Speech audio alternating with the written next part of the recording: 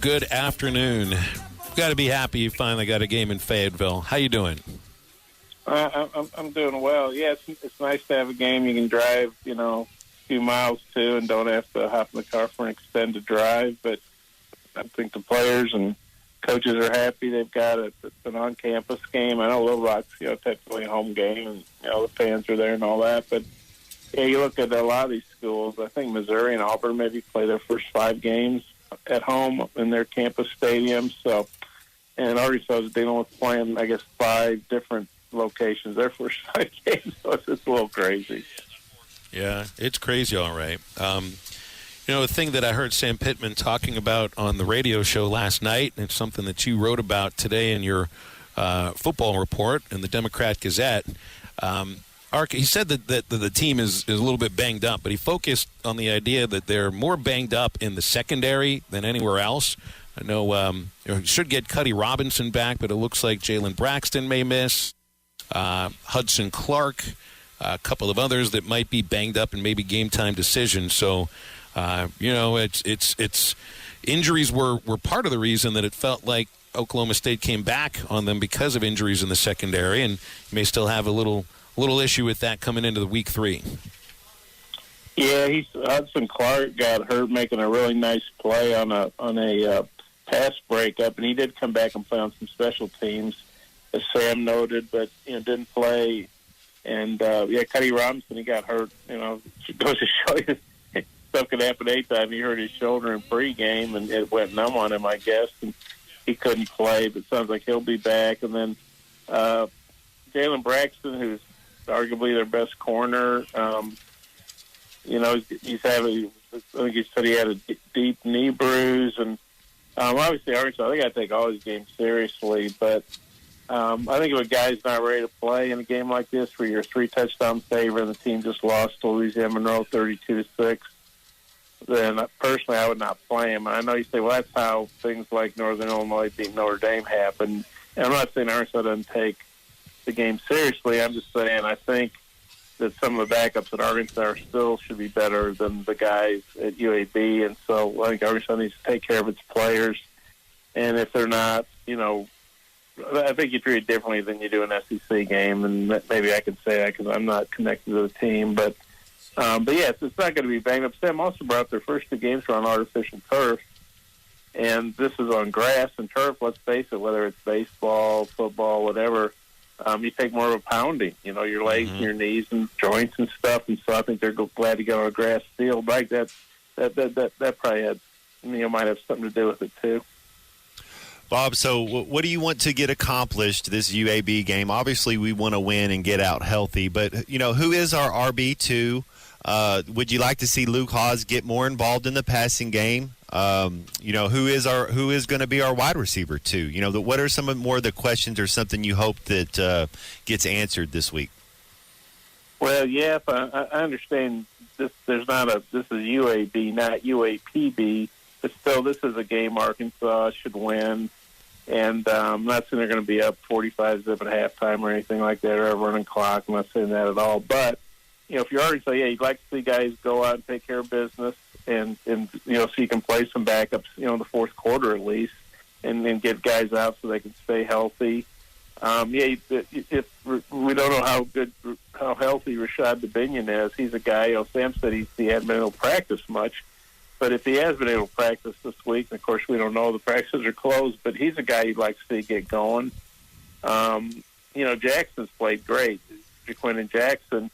But you hope he doesn't have to get 28 touches or something. At least that's what I would hope. You want to do that for Auburn or A&M or whatever. And so maybe he can, have a good game early like he did against UAPB, and you can get some other running backs involved, especially Dubinion, who's a veteran guy. He's made plays for you in the past, but he hasn't been healthy. And if he's healthy, it'd be good to get him some work in there. And, yeah, you're right. Obviously, Andrew Armstrong came back in a big way last week. Maybe try to get Tyrone Broden more involved. He's a guy that's an older guy in his second year now. Tesla, who's going to be a team captain. And you're right, Luke Haas, it was kind of like, he had the big touchdown catch in the game at Stillwater. I'm not sure how many other times he got targeted. Mm-hmm. And I'm sure Oklahoma State was doing some stuff bottle him up. But yeah, you'd like to see the tight ends, Tyrone Washington and Luke Haas get involved in the passing game. And then defensively, you'd like to see him get some pressure on the quarterback. I mean, the defense played really great holding down Ollie Gordon, and certainly, the turnovers really hurt them from a points standpoint. They really didn't give up, a lot of long drives and things, but they have not put a lot of pressure on the quarterback. Well, last week, Louisiana Monroe sacked UAB's quarterback, Jacob Zeno, I hope I'm saying his name right, 5 times, and I think had 5 other quarterback pressures and had 9 tackles for loss and forced a pick 6 and got a safety. So they were very active. And so you think, well, man, if ULM can do that, certainly Arkansas should be able to get some pressure on them. So that's something I'd like to see from there. So defense is get pressure on the quarterback, get some turnovers. With Sam talking about wanting to get guys some more time on the field early in a game, and I think he's talking more offensively than anything else. Now, maybe defensively, too, when you look at the defensive line. But I wonder offensively, I don't know who's making the substitutions. I always think that it's coming down to the head coach has the final decision. But then the way I'm viewing how the jobs are doled out this year, I mean, I do view Bobby Petrino as like the head coach of the offense. So I don't know who's making those decisions as to who is on the field early in a game. Well, I think the position coaches have a lot to do with it. Of course, I'm not in the meetings, but they meet quite a bit. And for, the 3:15 game, I assume they'll meet Friday night, and they might meet Saturday morning to go over, okay, how healthy is so-and-so? What kind of week does he have? Obviously, Sam, Pittman, and Bobby are watching these guys, but Bobby's focused on the quarterback. Sam's focused on the whole team. I mean, we know he's working with the offensive line. He wants to go over and check on the defense, check on the kickers, all that. And so I think this is just my take on it. Obviously, Matt's been in those player meetings, but they meet and they say, okay, who do you feel good about? Who's good short yardage? We obviously know Jaquin Jackson's a stud and all that, but how healthy is Dominion? Because how a guy feels on Thursday might be a lot different than how he feels on Saturday or Friday night. When they have dinner and talk or whatever. And so I think the position coaches have a big say in that. I think this guy deserves to get in, and he'd be good in this spot, this down and distance, or this would be a good place to put this guy in on the offensive line and whatever. And so obviously Sam has the final say. I'm sure when it comes to offense, like you said, Phil Bobby's very involved. But I think the position coaches, a lot of times that's their call, because that's their group of guys. Bob, Travis Williams, I thought he had a really good defensive game plan for Ollie Gordon and shut him down. It was Travis is able to take what the team does and kind of cancel one thing out, and he does that really well. But that being said, you can always be better, you can always improve, and we're not going to win in the SEC if a team passes 48 times and we can't touch the quarterback. So do we have guys that one-on-one can beat their man? Are we going to have to zone scheme them up? Zone blitz them up? What are we going to be able to do to put a little pressure on the quarterback going forward?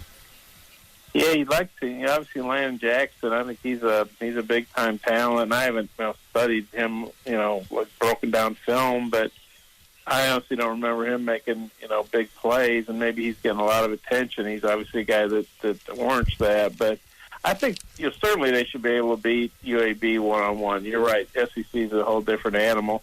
And, Travis is known as a guy who will do some blitzing, and they may have to leave some of their corners out there in man-to-man. It also may be that they feel better doing that if Jalen Braxton's healthy and if Cuddy Robinson's healthy, and if